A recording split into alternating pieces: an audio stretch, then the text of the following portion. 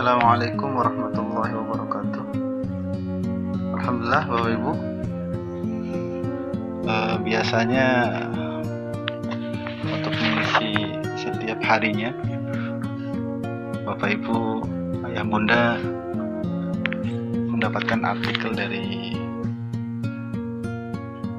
para pembicara ya.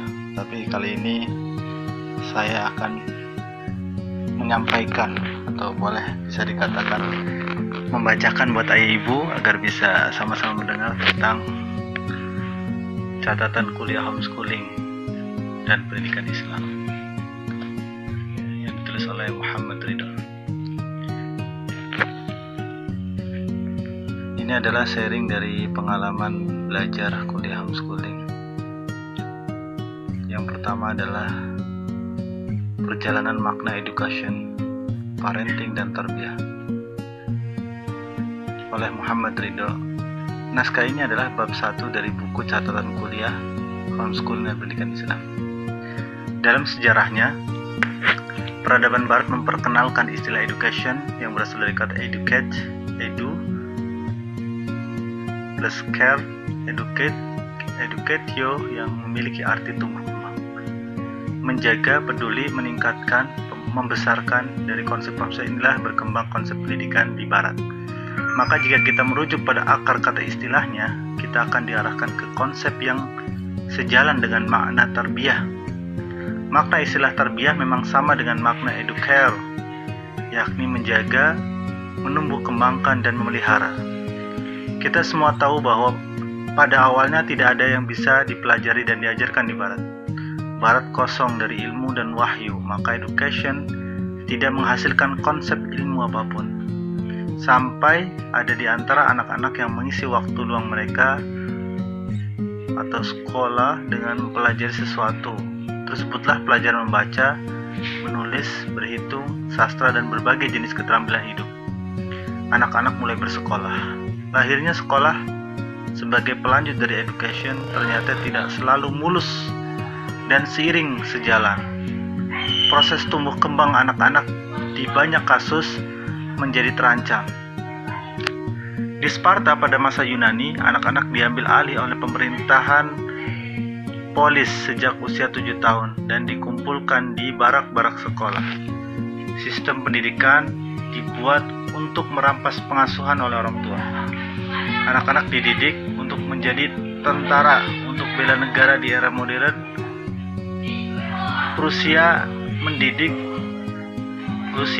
masyarakatnya untuk menjadi warga negara yang patuh. Tidak hanya angkatan bersenjata atau tentara, mereka berhasil melahirkan angkatan kerja di bawah program wajib sekolah. Kerajaan mengambil alih seluruh proses pendidikan masyarakat. Bagaimana dengan proses pengasuhan ketika anak-anak dipisahkan?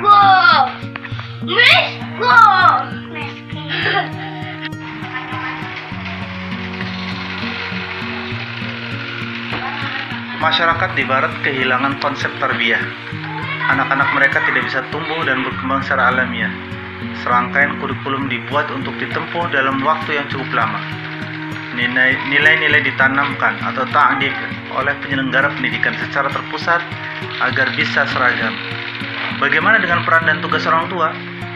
Tugas mereka sudah selesai sampai anak mencapai pada apa yang disebut dalam psikologi kontemporer sebagai usia sekolah. Education yang pada akhirnya disebut sebagai pendidikan menjadi identik dengan persekolahan, sebab tidak ada pengajaran lain di luar lembaga sekolah. Begitu juga tidak ada proses pengasuhan karena mereka semua bersekolah. Semuanya ada di balik dinding sekolah. Setelah mereka mulai sadar akan pentingnya pengasuhan atau tarbiyah untuk tumbuh kembang anak, sebagian mereka tidak rela menyerahkan anak mereka kepada sistem pendidikan. Muncul berbagai respon terhadap sistem pendidikan yang ada.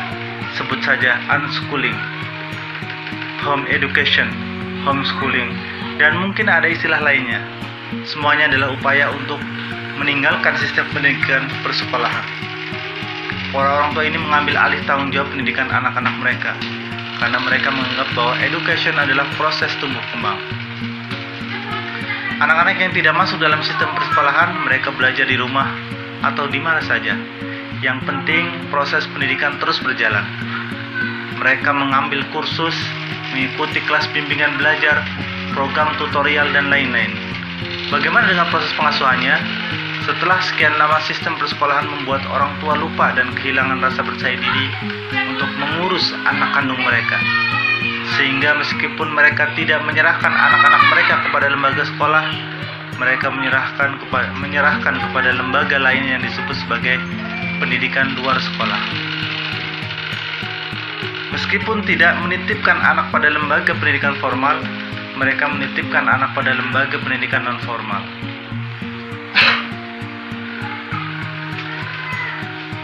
Meskipun anak-anak telah berkumpul bersama orang tua, mereka ada kegelisahan dan kekosongan di keluarga. Kondisi ini melahirkan era baru dalam dunia pendidikan.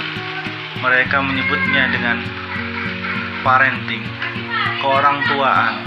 Ternyata menjadi orang tua adalah sesuatu yang harus diperjuangkan, dipelajari dan dilatih kembali. Di dunia parenting inilah persoalan tumbuh kembang anak dibahas kembali. Masyarakat menemukan kembali konsep pengasuhan atau tarbiyah yang lebih segar dan modern. Berbagai penelitian dilakukan, kelas-kelas pelatihan dibuka, dan seminar terkait parenting menjadi laris. Perbedaan pengasuhan dan pendidikan. Hari ini, di saat peradaban Barat merasa kehilangan peran orang tua akibat agresifnya sistem pendidikan, mereka mulai mempopulerkan parenting, sehingga proses pengasuhan anak yang mereka inginkan tercapai lebih optimal.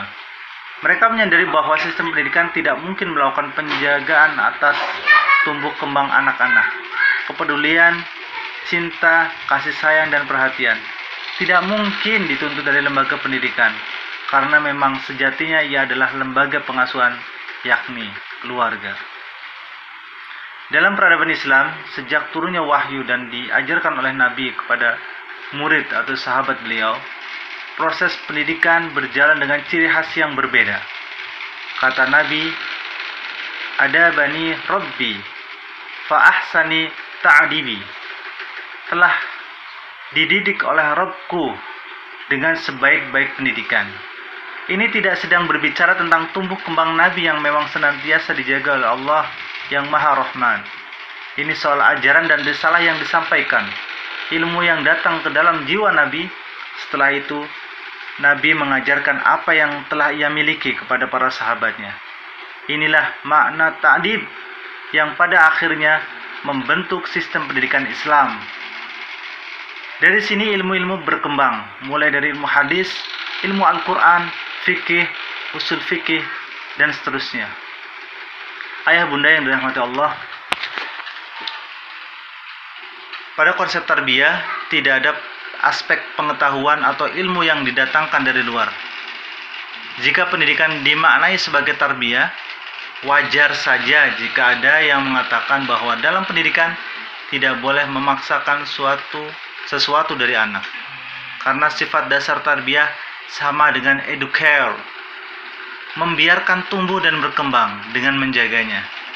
Metodenya adalah inside out, dari dalam keluar. Sementara itu, konsep ta'dib justru memberikan wewenang ke pelaku, mu'addib, untuk menyampaikan apa saja yang harus diterima oleh objeknya. Dalam hal ini, pelaku atau subjek tidak terlalu peduli oleh urusan penerima. Sampaikan walaupun satu ayat, sampaikan walaupun pahit. Metodenya adalah outside in, dari luar ke dalam. Ayah bunda yang dirahmati Allah, Islam telah memiliki konsep yang lengkap. Tarbiyah yang merupakan kewajiban orang tua dan ta'dib merupakan kewajiban ahli ilmu. Bagaimana dengan kita sebagai orang tua yang berilmu? Kita memiliki tanggung jawab keduanya, tarbiyah wa ta'dib. Khidir tidak sedang melakukan tarbiyah kepada Musa. Oleh karena itu, ia tidak peduli dengan kondisi muridnya. Musa yang harus menyesuaikan diri dengan gurunya. Sebab Khidir hanya berkewajiban menyampaikan pelajaran sesuai dengan kurikulum yang ia punya. Inilah yang dinamakan ta'dib. Jika seorang murid tidak mampu atau belum sanggup mengikuti proses pendidikan, maka ia tidak diizinkan untuk belajar atau pantas untuk dikeluarkan. Kurang lebihnya mohon maaf. Mungkin itu salah satu ya, bab 1 tentang metode pembelajaran catatan kuliah homeschooling. Assalamualaikum warahmatullahi wabarakatuh.